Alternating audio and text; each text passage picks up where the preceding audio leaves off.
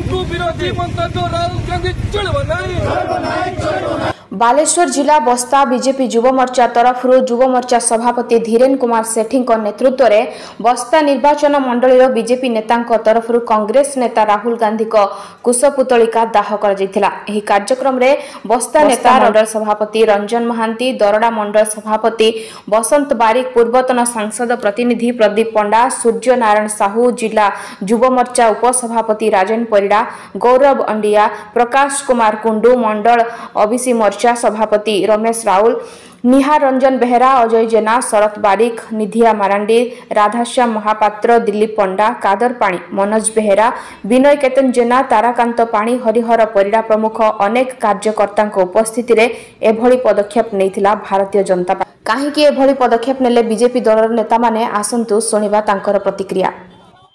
निश्चय भावे आपण माने सब जानथिबे गतकाली लोकसभा रे जो भावे राहुल गांधी तांकर हिंदू समाज प्रति मंतव्य देइचंती, कुमंतव्य देइचंती, हिंदू माने हिंसा याको आमे दृढ़ निंदा करूछु। हिंदू समाज प्रति करिथिबा मंतव्य को तांको क्षमा मागिया पाए आमे आज दाबी रखिछु।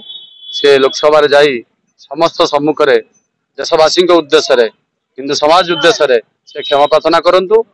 निश्चय भाई नले आगामी दिन रे ये आंदोलन तीव्रतर हबो।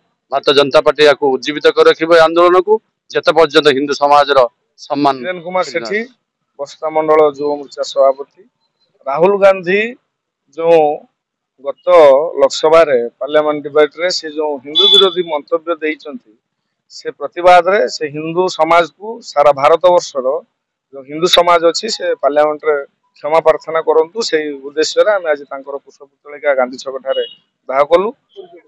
नमस्कार, मो जिला युव मोर्चा उपसभापति राजेन परिड़ा, भारतीय जनता पार्टी रो जो उपसभापति अच्छी। राहुल गांधी जो भाया भाव में गोटे अनभिज्ञ मंतव्य देले, हिंदू विरोधी मंतव्य देले, पार्लियामेंट रे से कहले हिंदू माने हिंसा हिंसुर यही विरोध रे ये सनातनी परंपरा जो राम जन्म होते, जो भगवान श्रीकृष्ण जन्म होते, जो हिंदू माने बहुत सहनशील, जो मैंने भाईचारा को बहुत विश्वास करती, कुठाराघात लगी सब हिंदू माने मर्माहत अच्छा। तो आमर निश्चित भाव में दाबी रोची माननीय राहुल गांधी से एक कथाटा को फेरे नियंतु एवं समस्त आगे से क्षमा प्रार्थना करंतु जे से तार भूल मंतव्य देथिबा पई।